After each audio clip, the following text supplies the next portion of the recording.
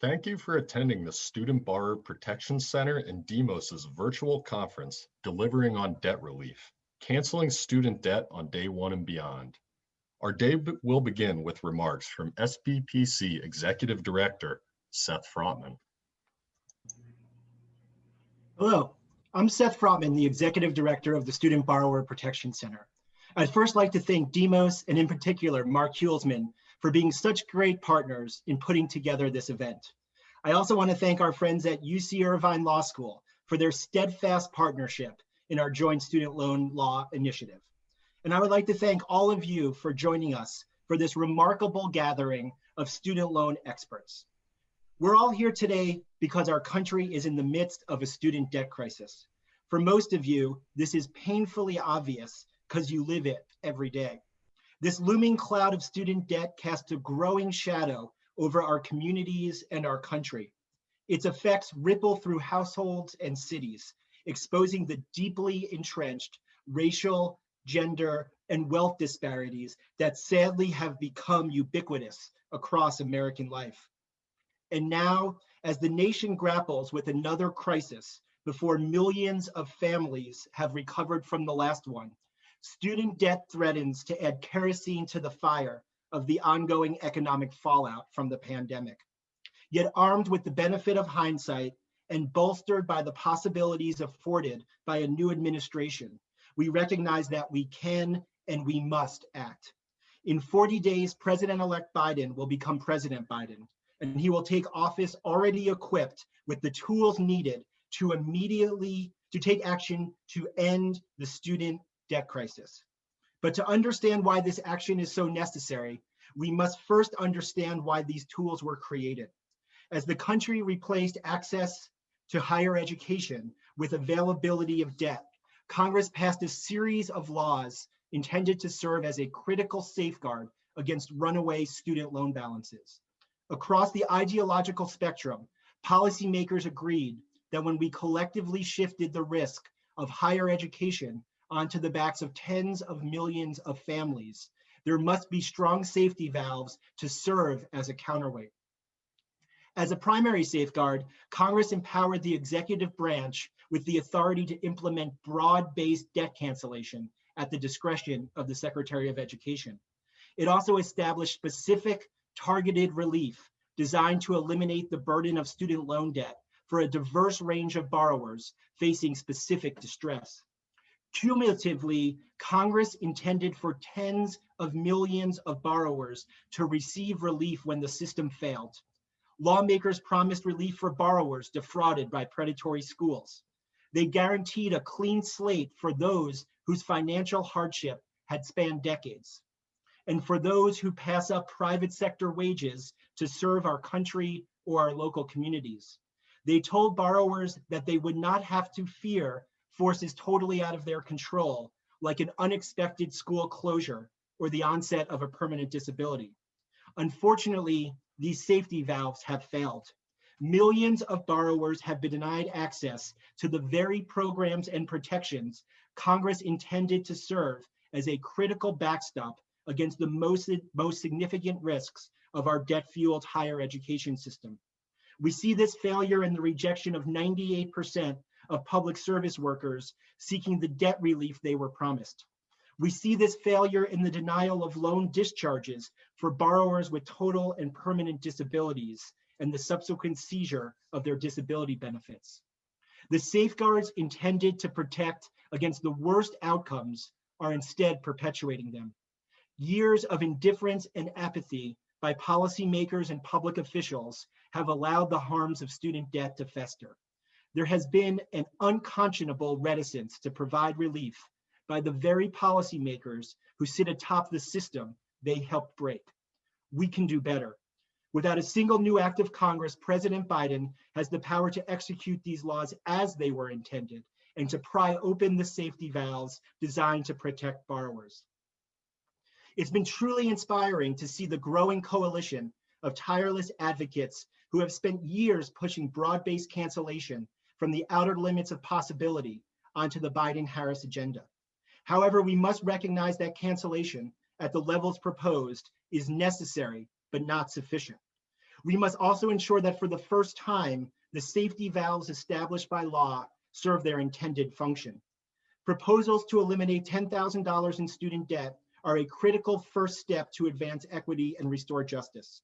But the work cannot and must not end there. We cannot leave behind the public school teacher who took on $60,000 in debt to teach in her hometown, but has been denied promised loan forgiveness.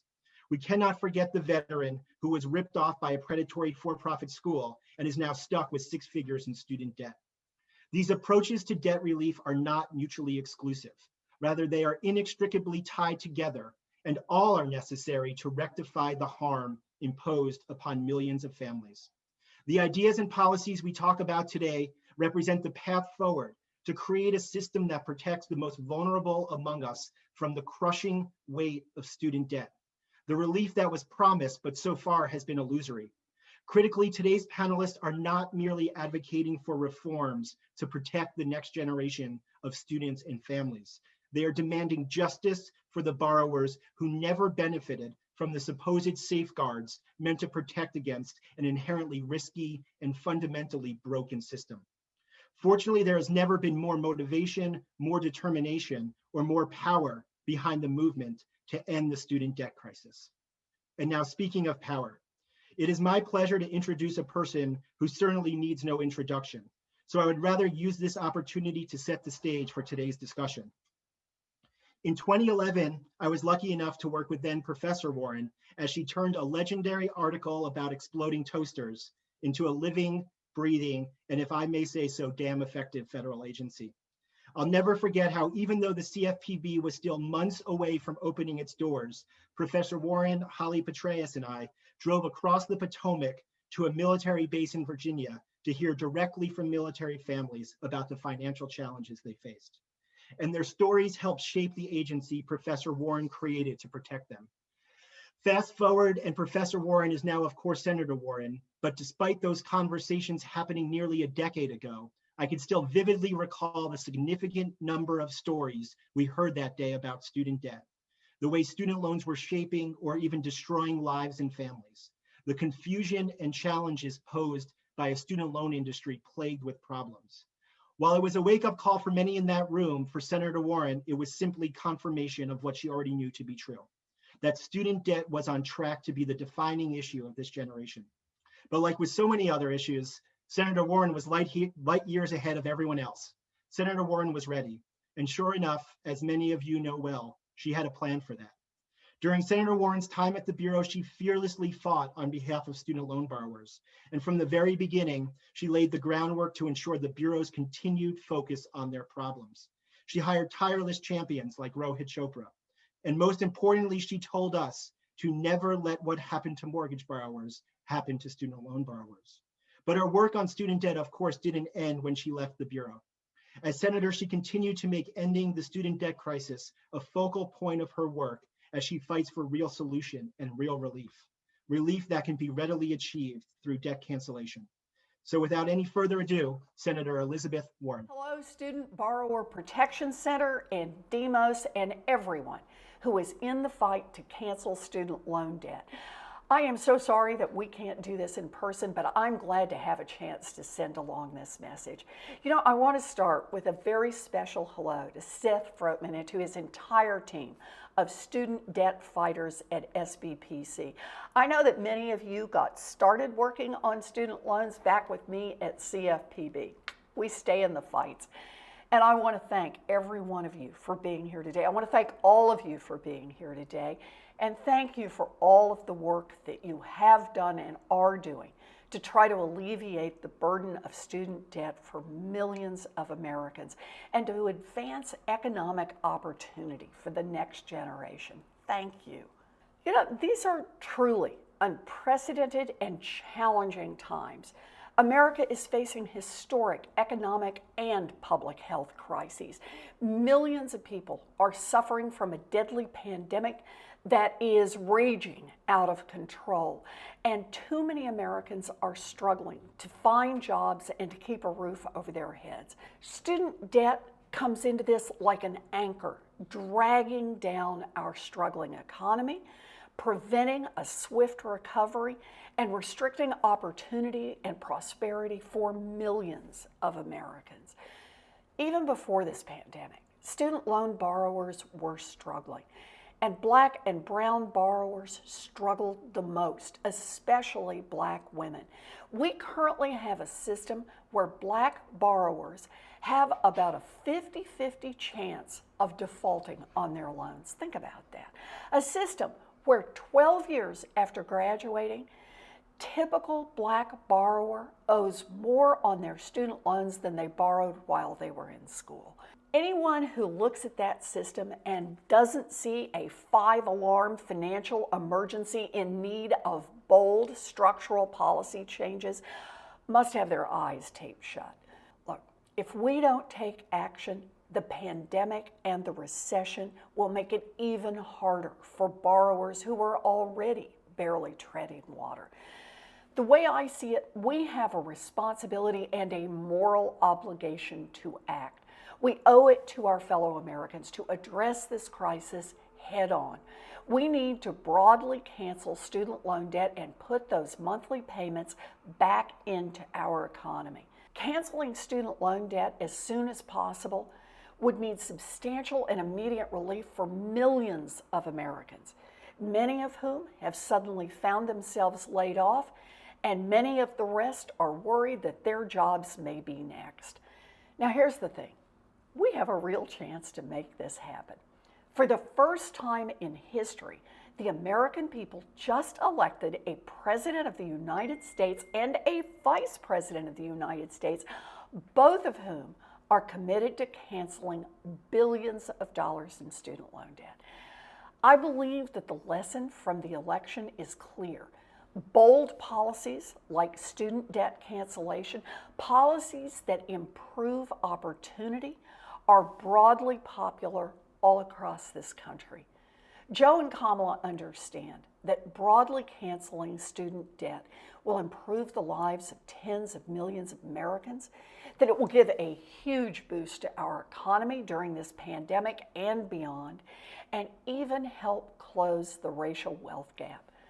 Republicans have blocked debt cancellation at every opportunity, blocked it for public servants, blocked it for defrauded students, and blocked it for disabled veterans. And they have spent their time in office squeezing students harder. But here's the good news. Joe Biden and Kamala Harris can use existing authority already in the law to cancel up to $50,000 in federal student loan debt for all borrowers with federal loans, and make sure that the loan cancellation doesn't result in any additional tax liability for any of those borrowers. And they don't need Mitch McConnell's permission to make it happen. In fact, canceling student debt is the single most effective executive action available to provide massive consumer-driven stimulus to our economy, which is still hurting because of this pandemic. With the stroke of a pen, the Biden-Harris administration can start putting those monthly payments right back into local communities and help build Black and brown wealth at the same time. You all have been in the trenches for this issue for years, and you already know the facts. You know that student debt prevents people from buying homes and starting small businesses, especially young people who just turned out in record numbers to vote for change on Election Day because they believe down to their toes that government can work for everyone. I'm glad you all, the experts, the academics, and yeah, the lawyers, I'm glad you're all here, gathered today to talk through the nuts and bolts of how we're going to get this done, to get down into the weeds and help us figure out the details, and to share the latest research about why this is so important for our economy and for our country. Your work is critically important, and now is the moment. You help change the narrative around student loan debt. And because of your work, we know that canceling student debt is progressive. It would stimulate the economy, and it will help Black and brown Americans build wealth and build a stronger future for their families. This is a righteous fight. And I'll let you in on one little secret. The naysayers and the critics are getting louder for one reason and one reason only, because we're winning.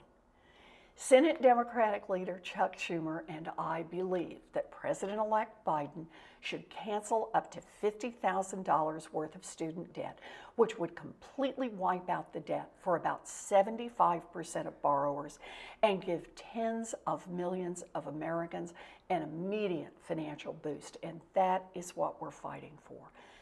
But we can't do this alone. And that's why I'm here today. I want to say thank you for all that you have done and for all that you're continuing to do. Let's keep fighting together. Let's cancel student loan debt. We are counting on you. People across this country are counting on you. And I just want you to know, I'm with you all the way.